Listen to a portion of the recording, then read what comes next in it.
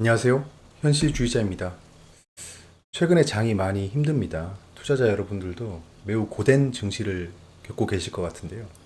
근데 다행히도 미국 증시는 진정되고 있습니다. 어떤 기사가 있냐 하면 메인 기사가 이겁니다. S&P 500이 엣지업 다시 올라가고 있다. Helped by Energy. 자, 에너지 관련 좋은 소식이 있다고 합니다. 근데 투자자들은 Investor Eye Rate Outlook이라고 하죠.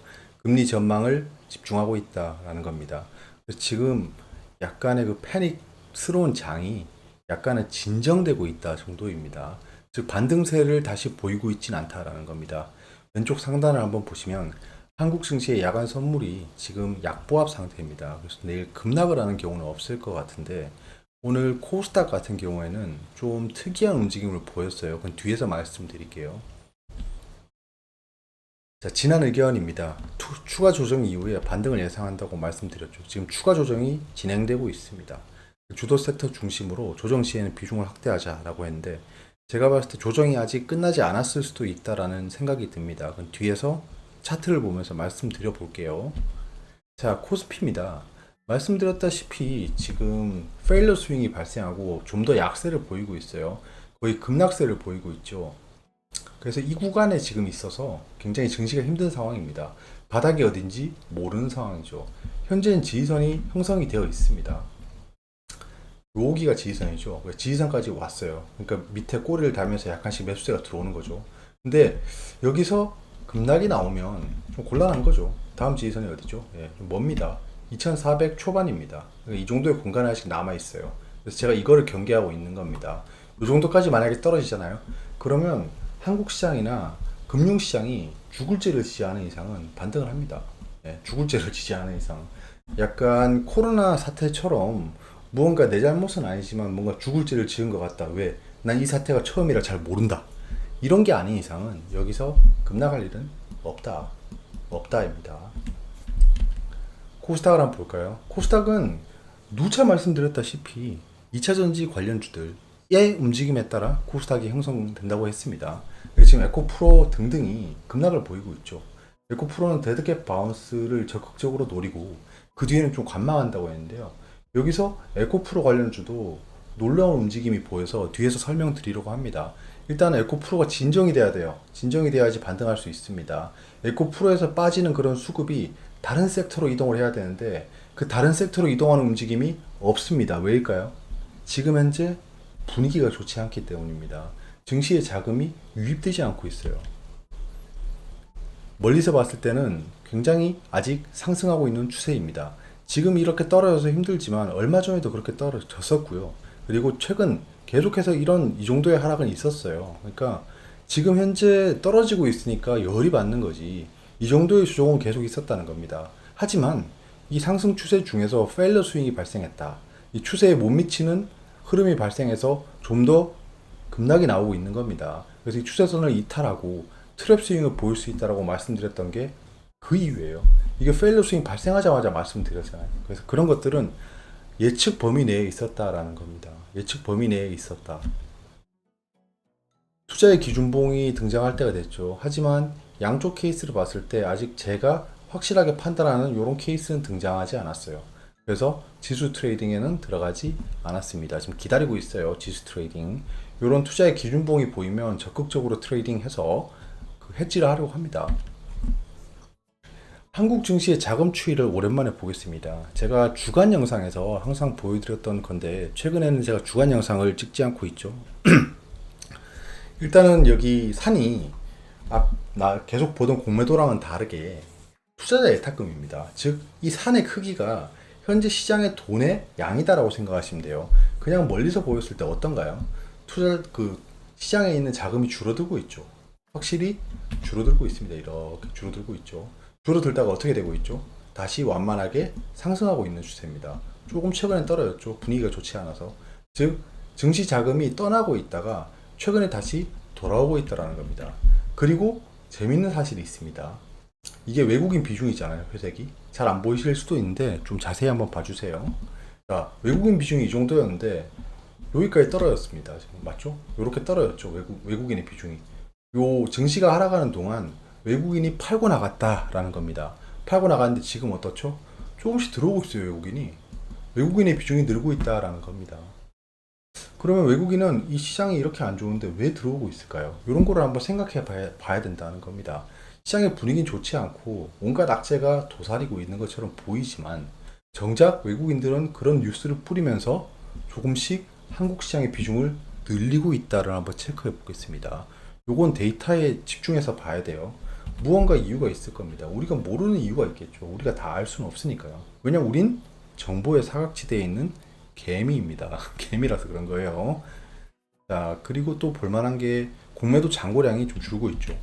공매도 잔고량. 신용 잔고는 좀 늘고 있어요, 최근에. 이 증시가 하락하다 보니까 신용이 많이 들어오고 있는 거죠. 이 신용은 오늘처럼 코스닥이 밑꼬리 없이 끝나버리면 내일 큰 갭 하락을 통해 신용을 털어버릴 수 있습니다. 조심하셔야 돼요. 그래서 반대 매매가 발생할 수 있는 구간에 왔습니다. 한동안 반대 매매가 발생할 거예요. 즉 코스닥은 계속해서 약세를 보일 확률이 매우 높다입니다. 이건 신용 잔고에서 좀 보이는 거예요. 자, 그러면 주요 종목들의 공매도 잔고를 한번 체크해 보겠습니다. 약속드렸던 거죠. 자, 삼성전자를 보시면 어떤가요? 최근에 공매도가 지속적으로 쌓이고 있죠. 공매도가 쌓이고 있으면서 증시가 올라가지 못하고 있다라는 겁니다. 공매도는 누가 주도하고 있다? 기관입니다. 외국인이 사고 있어요, 삼성전자를. 근데 이 호랑 말코 같은 매국노들이, 기관들이 이렇게 공매도를 통해서 삼성전자의 상승을 억제하고 있고 그게 지수의 약세로 보이는 겁니다. 지금 외국인이 사는 건 실제 현물의 매수가 아니고 공매도 상환일 수도 있어요. 그런 것들도 좀 생각해 봐야 됩니다. 자, 지금 신용이 올라가고 있죠. 이 삼성전자도 신용을 좀 사용해서 들어오고 있는 게 보여집니다. 주가는 이 공매도 잔고를 기준으로만 볼게요. 일단은 자, 공매도 잔고가 쭉 늘 때 어떻게 되죠? 주가가 하락합니다. 그리고 공매도 잔고가 줄어들 때 주가가 상승해요. 그러다가 다시 공매도 잔고가 줄어들고 상승하기 시작하죠. 공매도 잔고가 줄어들고 상승하기 시작해요. 주가는 어떻게 되죠? 상승하다가 하락, 상승하다가 하락, 상승하다가 하락. 그 다음 어떻게 되겠죠? 공매도 잔고가 줄면서 상승할 수 있겠죠. 이건 추이를 보는 겁니다. 추이를. 과거 추이를 보고 앞으로의 추이를 예상해 보는 거죠. 즉 공매도 잔고가 줄어들면서 다시 상승하는 장이 올 수 있다.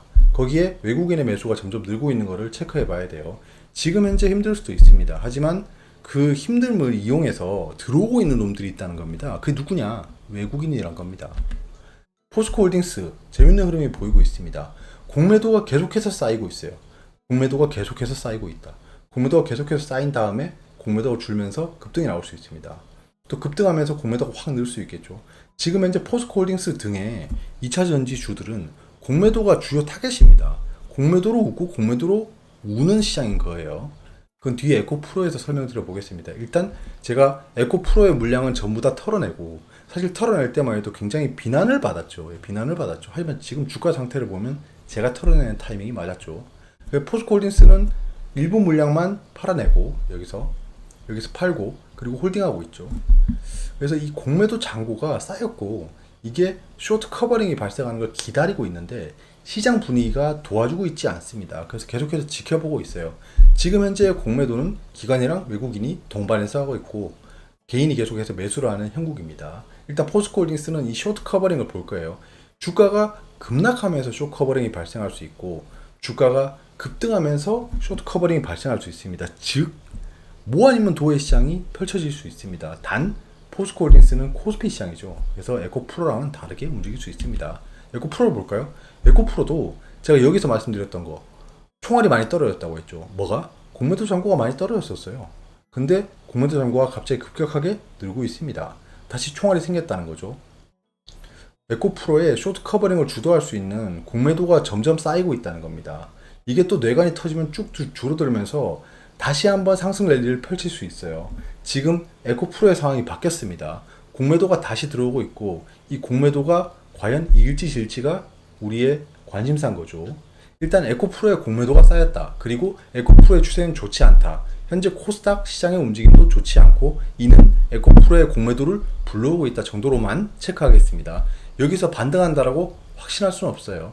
일단은 조정세를 보일 거다까지는 우리가 예측한 범위 내에 있잖아요. 여기서 반등할 거다는 좀 더 지켜봐야 될 것 같습니다. 이건 시장이 도와줘야 돼요. 시장의 자금이 활발해야 쇼트 커버링도 발생하는 겁니다. 셀트리온 한번 볼까요? 바이오 섹터 쪽에 자금이 흘러 들어갈 거다라고 예측을 했는데 지금 시장이 좋지 않아서 흘러 들어가고 있지 않죠. 그래서 그럼 셀트리온의 상황을 보겠습니다. 최근에 공매도가 이렇게 올라간 이 막대 그래프 하나 보이시죠? 이게 공매도량입니다. 순간 공매도가 많이 발생해서 공매도 잔고가 늘었어요. 얼마 안 는 것처럼 보이지만 셀트리온 자체의 공매도의 잔고가 많습니다. 즉 셀트리온은 하락 추세가 멈추고 다시 상승 추세로 돌아가려는 타이밍인데 공매도가 막고 있는 상황이다 라는 겁니다. 즉 셀트리온은 저는 계속해서 바닥을 다지고 있다고 생각합니다. 이게 향후에 얼마나 올라갈지 추가적인 상승세를 보일지는 다른 문제고 일단은 공매도 잔고를 올리면서 셀트리온의 상승세를 억제하고 있다는 겁니다. 어떤 뉴스가 나올지 봐야겠죠. 왜냐 셀트리온 헬스케어와의 계약이긴 하지만 특정 매매 계약이 떴는데도 그런 물량을 넘기고 이런 것들이 떴는데도 반응을 보이지 않고 있어요. 반응을 보이지 않고 있다. 예전 같으면 뭐 대도 안 한 그냥 그 계약 체결 뉴스만 떠도 상승하던 흐름이 있었는데 지금은 정당한 계약 체결이 떠도 전혀 좋은 반응을 보이지 않고 있습니다. 즉 공매도로 시장을 조절하고 있다. 신저가를 찍고 있죠. 그래서 일단 에코프로에 집중해서 봐야겠죠. 코스닥 시장이 그 집중해야 될 포인트고 개인 투자자가 에코프로에 관심이 많기 때문입니다. 과연 또 공매도 세력이 이번에는 이길지입니다. 저번에는 참패를 했죠. 참패를 해서 정말 패닉 매수를 했습니다. 그러면 증시 분위기가 좋아지면 또다시 쇼커버링 장세가 이어질 수 있으나 현재의 관심은 로봇 쪽으로 기울어져 있습니다. 두산 로보틱스를 필두로 로봇 쪽으로 관심이 기울어져 있는 상황이기 때문에 과연 예전처럼 숏 커버링 장세가 펼쳐질지는 미지수인 거예요. 미지수인 겁니다. 그렇잖아요. 사람들이 대동단결해서 매수세를 폭발시키면 저들의 프로그램을 건드려 버리는 겁니다. 너 지금 이거 숏 커버링 하지 않으면 안 돼. 너 지금 로스컷 구간이야 라고 하면서 기계적으로 매수가 들어오는 거예요. 쟤들도 손절하고 싶어서 손절하는 게 아니었어요. 공매도를. 그런 시장이 펼쳐져야 되는데 현재의 시장 상황은 녹록지 않다입니다. 그래서 계속 지켜봐야 될 것으로 보여집니다.